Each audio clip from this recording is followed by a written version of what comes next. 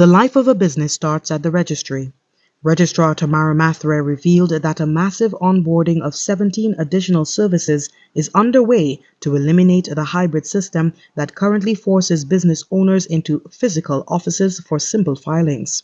The ultimate aim is to have an electronic registry, and we do plan on onboarding an additional 17 services, which will be post-incorporation services, not limited to annual returns, applications to be restored to the register, as well as notices of beneficial owner.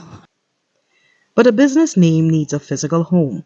For those moving from paper to premises, Chief Physical Planning Officer Karen Augustin says that while technology is a goal, the current priority is clearing the stumbling blocks in the approval process. One of the greatest challenges that we have is that of a national land use plan.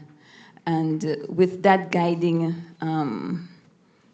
piece of legislation, it will allow us to be able to make decisions in a more timely manner.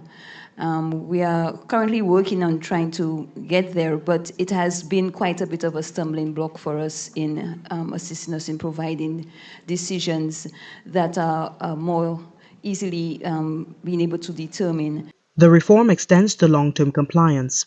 Fleur Simmons of the Inland Revenue Department announced a shift toward accountability, introducing a taxpayer charter that sets hard deadlines for government response times. We are actually in the process of publishing a taxpayer charter, and that now will be publicized and will inform the taxpayers of the rights and the responsibilities. So it will give timeframes for like the length of time spent on the phone or the length of time spent on the line. We are going to be monitoring this because according to the taxpayer charter, which we are going to be held against, we have to uphold those standards. At the border, the focus is now on smart enforcement. Comptroller of Customs Sherman Emanuel admits that past attempts at risk management stalled, but a new 3-year strategy aims to finally get out of the way of legitimate importers. What that gold standard would look like would be reduction in inspection rates. We would have targeted high-risk consignments and gotten out of the way of legitimate importers and persons who have made legitimate submissions. So their clearance time should be excellent. Supporting this speed is a new digital synergy at the port. Kareem Sifle of SLASPA highlighted the move toward a port community system, a centralized digital hub for every player in the supply chain. For SLASPA, it will be a port community system, which will be a centralized platform where all key players like Customs through ASIQ, the SLASPA Unitrack, the vessel agents, brokers, etc., can all interact with a single source for conducting business and expediting operations. Prime Minister Philip J. Pierre closed off the panel discussion segment of the Ease of Doing Business Forum by addressing the systemic friction head-on, challenging the suspicion often directed at the private sector and calling for a culture of trust over rigidity. We need to develop a level of trust between the political directorate and the public service. There is need for trust. Secondly, there is a need for us as a people to understand that there is nothing wrong in making money.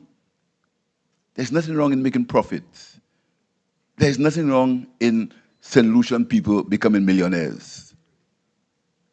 Legally, that is. And it's a mindset that we have to develop. So all the suspicion and the idea that somebody's in a deal, somebody's doing something, we have to have a little more trust, we have to have a little more empathy, and we have to understand that the government or the politicians have nothing against the private sector. We want the private sector to do well.